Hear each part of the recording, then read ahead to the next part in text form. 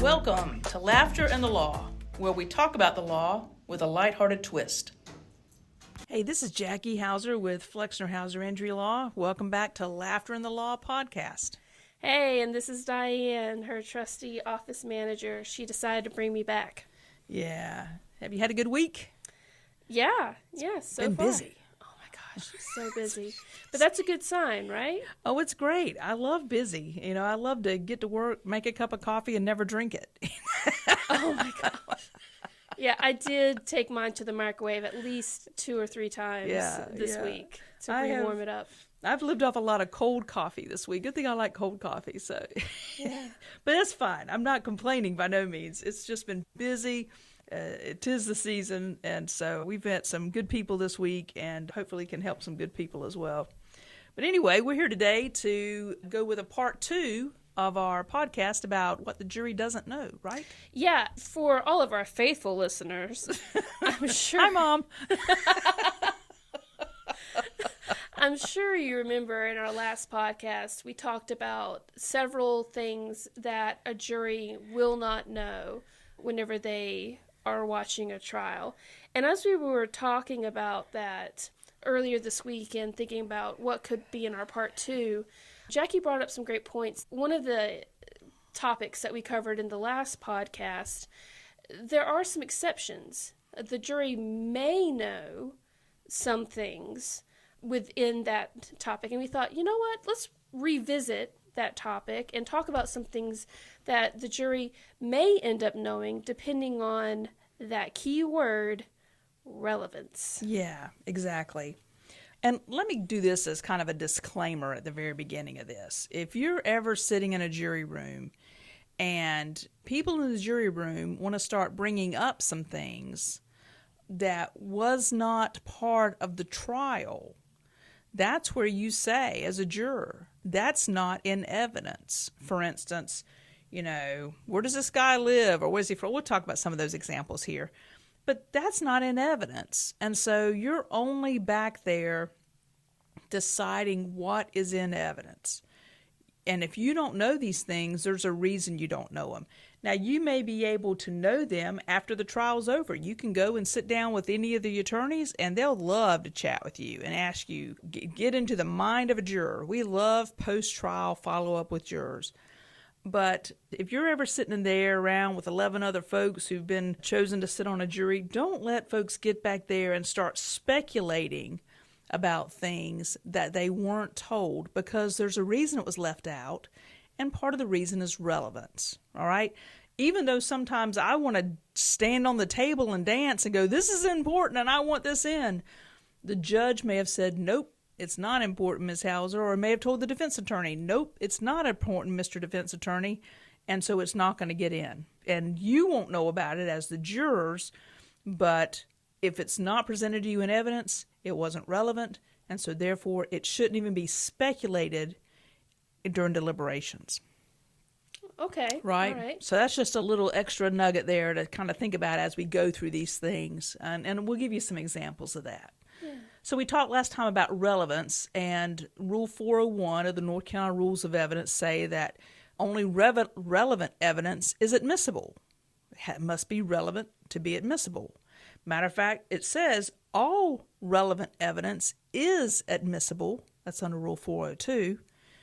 And then the next word is except. Except as otherwise provided in the Constitution and the federal laws and in these rules. And so then there's a bunch of rules that follow that give you some of those exceptions, right? Yeah, and even those exceptions have exceptions. So Right. You almost can just be going in this little spiral of exceptions whenever you're looking at these different topics. Right. But anyway, we'll try to make it easy for you to navigate with us today. Yeah. So, and then Rule 403 talks about what would be some of those exceptions. These are broad categories. We're going to get more specific. These are broad categories of things that are going to be excluded. Even though they're relevant, they would be excluded because, and Rule 403 says, and I'm going to kind of quote from you almost as if I was a preacher up on the podium. It says, although relevant, evidence may be excluded if its probative value is substantially outweighed by the danger of unfair prejudice, confusion of the issues, or misleading the jury, or by considerations of undue delay, waste of time, or needless presentation of cumulative evidence. I'll give you an example of cumulative evidence. This is one of my favorites. We were watching a trial one time, and the plaintiff had been untruthful, and there was some video evidence. There was some surveillance evidence, right? Ooh. So the plaintiff, he was a Sunday school teacher, and he had his entire Sunday school class come to testify that he was a truthful man. Wow. And the judge was like, no, we're not going to let 30 people parade on and off the stand to say you're a truthful man. It's not going to do a darn thing, because we're going to see this video where everything you said that was wrong with you is now disproven on this video. Yeah, we're about to see some contradictory evidence. Yes. So even though that evidence that he was a truthful man may be relevant, and even though you may be able to put up one or two of these types of witnesses, you're not going to put up your entire Sunday school class. That's an example of that. Of the excess? Of cumulative evidence. Cumulative Even though it would be relevant, the presentation of all of that cumulative evidence would waste time for the court. The jury gets it, right? Yeah. And the thing is, before we move on from that, my main huge question for all of these determinations of whether they're relevant or not is why? Why do we have to consider whether they're relevant or not? And you kind of answer the question right there. It may cause undue prejudice, causing the jury to have some kind of bias about the people in the case. And also then it may distract from the main points. People may get lost with all the information that they forget what exactly is the main point here. That's a good thing to keep in mind as we talk about what a jury may or may not know about regarding relevance. Right, exactly. So keeping that in mind about, even though it was relevant, it may be excluded for some of those reasons. We got a couple of examples for you today. Okay, so what's your first example? First example is that the jury may not know, once again, with regard to relevance, whether or not there was injury to other people involved in the accident. So the plaintiff, my client, they've been injured. They've filed a lawsuit. We're now at trial. There may have been other people in the car with the plaintiff who either were or weren't injured. It really depends. This could be a motion made by either side. So there could be other people in the car who were or weren't injured. Maybe my client was the only one injured.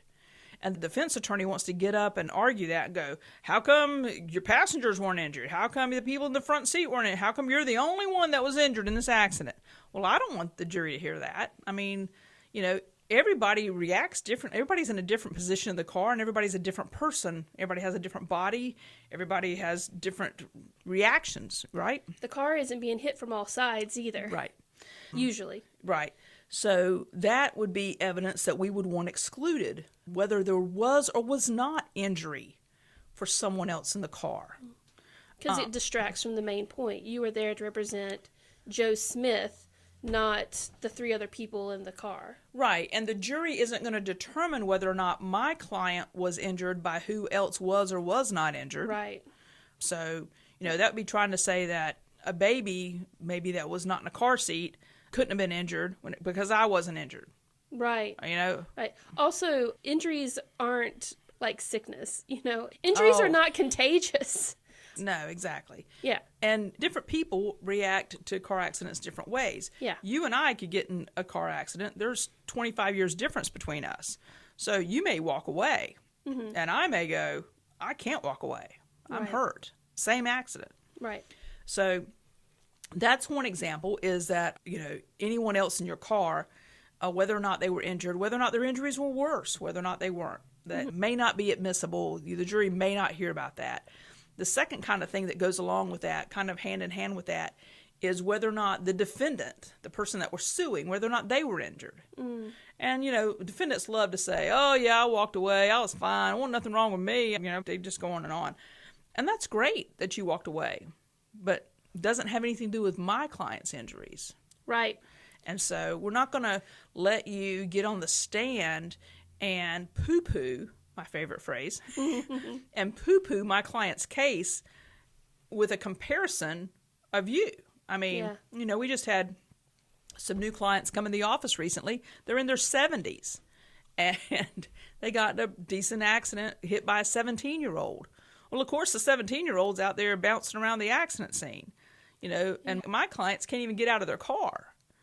Well, I think there's also kind of like the element of surprise. If I see that I'm about to hit someone, I'll seize up. My body kind of protects me from the accident. But for the person that I'm about to hit, they're completely unaware. So they may have whiplash or, what if they're bent over and all of a sudden their head gets smashed against the dashboard or something? Yeah, exactly. You know. So more likely than not, the jury will not know about other injuries. It's just not relevant. Once again, that's one of those things. Sometimes you get back in the jury room and somebody goes, well, they didn't mention that he was injured. They didn't mention, say, Mama got on the stand. She was in the car and she didn't mention she was injured. Not relevant. Yeah. We're not here for Mama's case. We're here for the plaintiff's case. Right. That's why we're going to narrow the issues, and we're going to take all of this time that we've put into this case and funnel it down to just the core things that you need to determine as a jury. Mm-hmm. That's it. So we're not concerned about Mama or the defendant or anybody else, only the plaintiff. Right. Right? Okay, yeah, and that makes sense. And I think though you made some really great points there, because I can totally see where somebody would be like, well, let me think of everyone else that was involved that went up there and spoke, instead of focusing on the facts about the person that the case is about. Exactly. Okay. All right, so what's another one? Okay, so the second one's kind of a sneaky one. I'll give you an example. So we had a client one time. She was down here visiting her sister. And they were out there in some of them rural counties like, Duplin or Columbus or Bladen, not big city counties, rural counties. Farming counties, Wayne County, where I grew up. Yeah. The lady that was visiting was from New York City. Okay. And she's visiting her sister. Mm-hmm. And they're in a car with someone, and this person causes an accident. Both sisters get hurt, and the New York City lady files a lawsuit.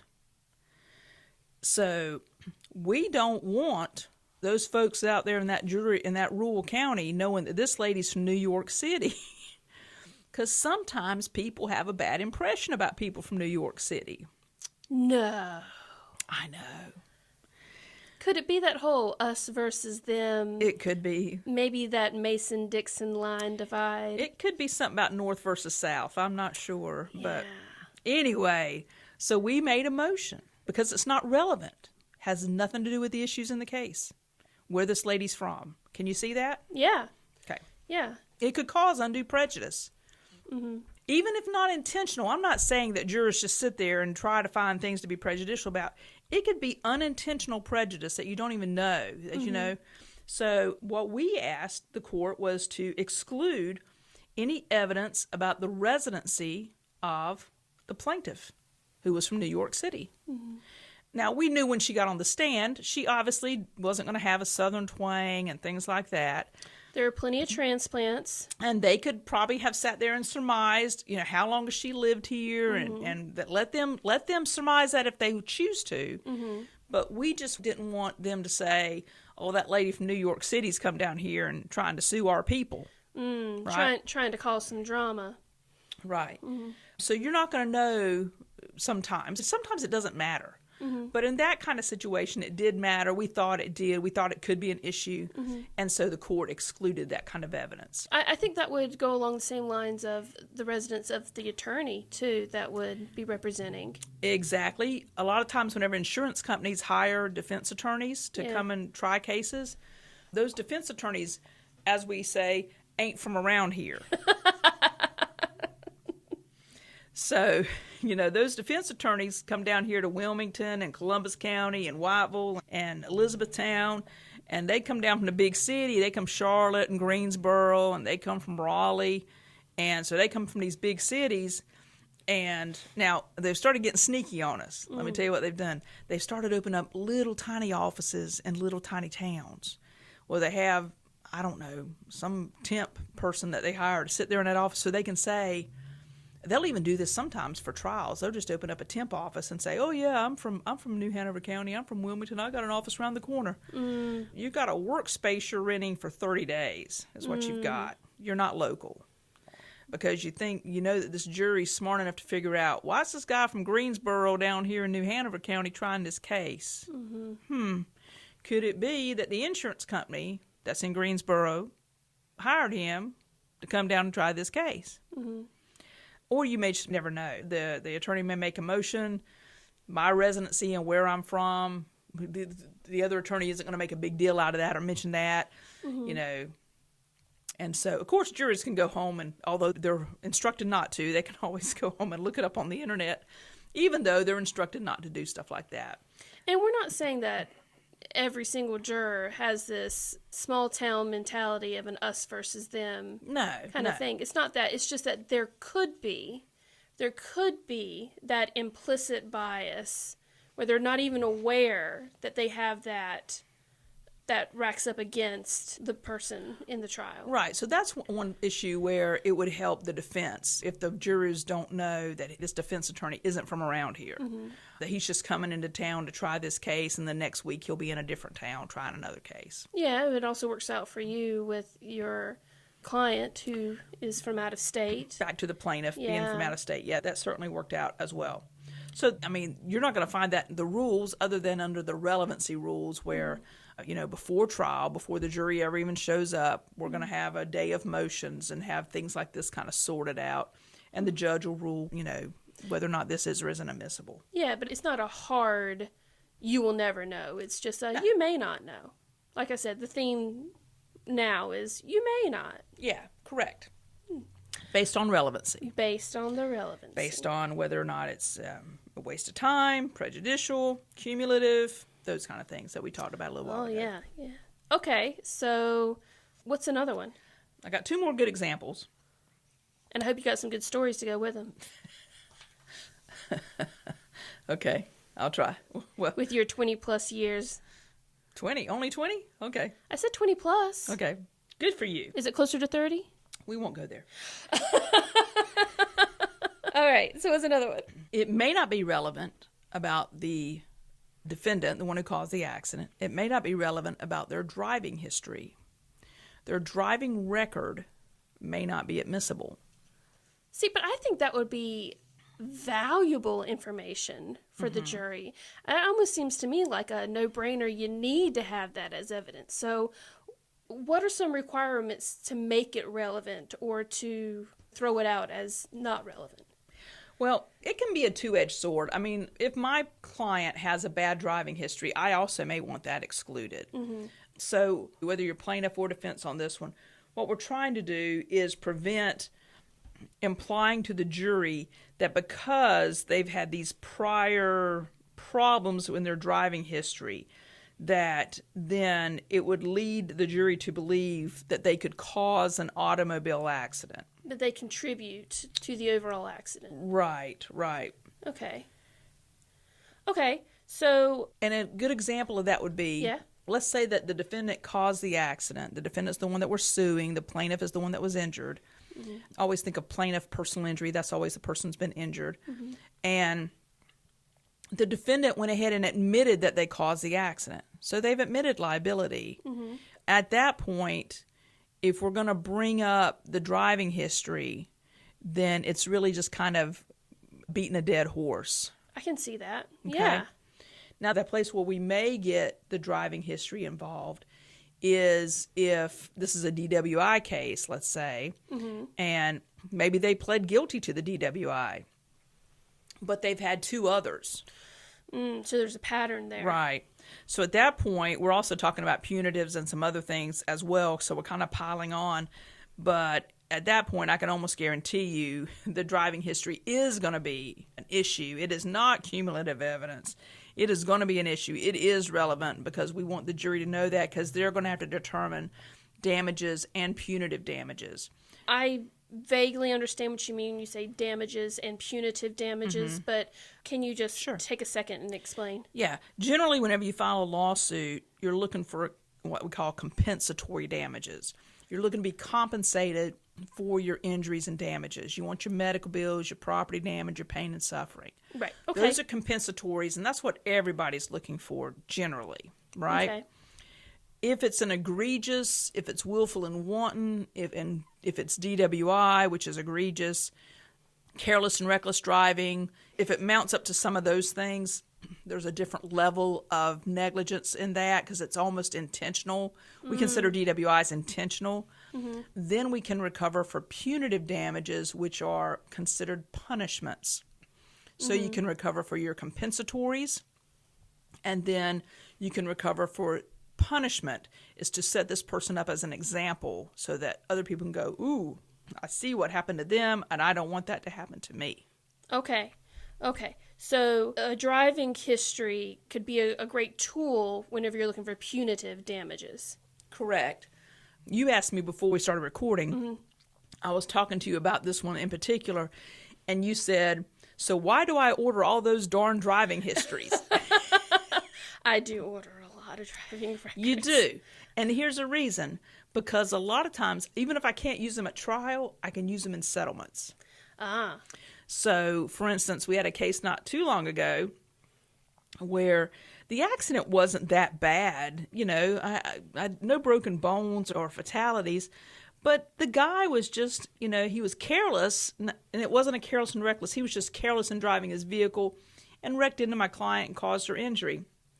So, then we found out he was driving on a suspended license. Well, that always makes bells and whistles go off to me. Yeah. So I automatically get his driving history.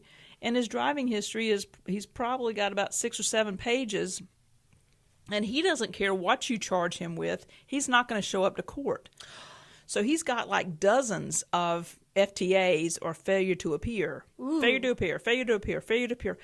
I don't know why they let him leave the scene. Wow. He literally had a failure to appear, so he had an order for his arrest, and the investigating officer just let him leave. There was an order for arrest out for this guy. And so I used that very lengthy driving history in the settlement process and just said, you know, just thought you might want to get a good picture of your client here. Did settle. But if that case would have gone to trial, I would have danced on the table to get that into evidence about this person's driving history and their disregard for the court system. And more likely than not, I think a judge would have allowed it because judges just don't like people that disregard the court system. It's disrespectful and dishonorable. So They want to set an example. yes, let's set an example of this person as well. You were saying that there are some times when if there's an automatic thing in the driving history, it's automatically considered relevant. Yeah, if you got a DWI on there, that's going to be relevant. I haven't seen it excluded. I'm sure there are some attorneys that can say, yes, I have. I've had it excluded. Well, and you've also mentioned involuntary manslaughter a couple times. So what's that? I think I mentioned it off the record. But yeah, if I mentioned it on the record, then that's whenever there's a fatality through negligence. Okay, so like I cause a wreck and someone in that other car passes away. Yes. Yeah. I would not want that on my head. No. Okay, so that would automatically be put in the trial regardless. It is almost always relevant as far as your driving history. I can't say, without a doubt, because once again, it all comes back down to that bias and cumulative and waste of time and is it, blah, blah, blah. Okay. But generally, those kind of things that amount to criminal matters, because those would not only be driving matters, but also criminal matters would typically be admissible. And that kind of takes us to our last topic. Oh, which would be, drum roll please. No, I'm not drum rolling, but what's the last one? We talked about, the exclusion of whether or not the driving history be relevant, and then that kind of goes hand in hand with whether or not your criminal history is relevant and whether or not your criminal history can be admissible. Right, because this is a civil case, but criminal topics may still come into play in your civil case. Right. And so there's a rule specifically for that about excluding your criminal record. Now, the rule is a little bit different than what we're talking about here. The rule is Rule 609 that says if you're going to attack the credibility of a witness, then evidence that they've been convicted of a felony or a Class A1, Class 1, or Class 2 misdemeanor shall be admitted. There is an exception to that. It has to be within the last 10 years. And the other exception is if you were a juvenile, then usually anything you were adjudicated as a juvenile is not admissible. There's an exception to the exceptions. There are times whenever the criminal record will be part of the trial. It's considered relevant. Right. And that is to attack the character Right. of the defendant. Or the plaintiff, I guess. Exactly. Because, again, could be a double-edged sword. Could hurt you as much as it could help you. Right. There is that 10-year limitation, but then there's also, you can ask the court to extend it beyond 10 years. I'll give you a good example. Okay. I was taking a lady's deposition once. Okay, I'm sorry. Got to pause for just a second. I know what a deposition is, but let's just pretend that we're talking to someone who doesn't. So what is a deposition, real quick? Yeah, in civil cases, we take depositions, which are sworn statements taken under oath. It's just like you're in court, but you're not. So the attorneys are asking you questions, you're even sworn in, you're answering under oath. There isn't a judge there or a jury, but everything you say is just as if you were in court. There's a transcript prepared, and it can be read to the jury or used to cross-examine you or to attack your credibility. So you better keep your story straight. Just tell the truth. That's all you got to do. Yeah. Okay. All right. So that's what deposition. So you were taking a deposition? I was taking the deposition of this lady, and some of my introductory questions are always about your address history. Where have you lived for the last 10 years, right? Mm-hmm. And so the lady tells me where she's lived. How long have you lived there? And she said 18 months. And I said, and where did you live before that? And she gives me this address in Raleigh, which I know this address in Raleigh because I've been there many times. And the address is the women's prison in Raleigh. Wow. Whenever she mentioned the street, it hit me in the head. Most people that never been to the women's prison, they call it women's campus, by the way. I didn't mean to call it prison. The women's campus. Campus. Okay. The women's campus. Anyway, and I just kind of went, and how long did you live there? And she said something like 22 years. And I said, can we take a break? And we took a break, and I stepped out with her attorney, and I said, why was she in women's prison for 22 years? She had killed somebody. Second-degree murder. I think it was second degree. I don't know if it was first degree or whatever. She didn't get a life sentence, obviously. And so... Do you know the details about that? Was it like self-defense, or was it... I think that was the allegation, was it was self-defense. I think it was a love interest or something, maybe a husband. So possibly a domestic that went bad? Yeah. Okay. And so, we finished the deposition and all, and I get her to tell me all about that we do get it on the record. I was like, yeah, I'm going to ask you these questions on the record. Mm-hmm. So I get her to tell me all that story, and then the big argument becomes, is it going to be admissible at trial? It has nothing to do with the case. Nothing. Absolutely nothing to do with the case.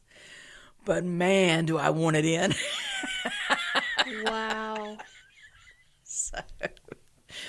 So, part of my trial prep was getting this to be admissible. So I started doing a little bit of research. We eventually did settle the case before trial. So we never had the answer to the question, by our judge. But it was going to be a big issue because I wanted the jury to know this lady was a convicted murderer. I don't know. Maybe that is or isn't a big deal. I don't know. Maybe the jury wouldn't have cared. Maybe the jury would have hated me for bringing that up. They could have. So, it's risky, but she also wasn't very likable. Oh. Of course, the jury may say I wasn't likable. I don't know. That was my opinion. My opinion was she wasn't likable. I have watched you in court, and I have said there was this one time after watching you, we were riding back, and you were like, so what do you think? And I said, you're a bully. You're an absolute bully. But if I needed someone to represent me, you would be my first choice. Yeah. So I want someone that's going to be that aggressive and that, I really want to say a cuss word right now, but I'm not allowed. Well, I think you said I was mean, and that I think you just said a whole bunch of things about me that day. And I was like... I definitely called you a bully. I was like, I was doing my job. You were. But the thing is, you had made the point, and then you were driving that point home. And it was like, I do not want to be that woman up there right now answering your questions. I'm so glad I'm not. Well, But anyway, yeah, we're getting off topic. The point is, I didn't get a cross-examine her on the stand about her murder conviction, but it would have been fun if I had. I don't know. Maybe, I don't know what would have happened.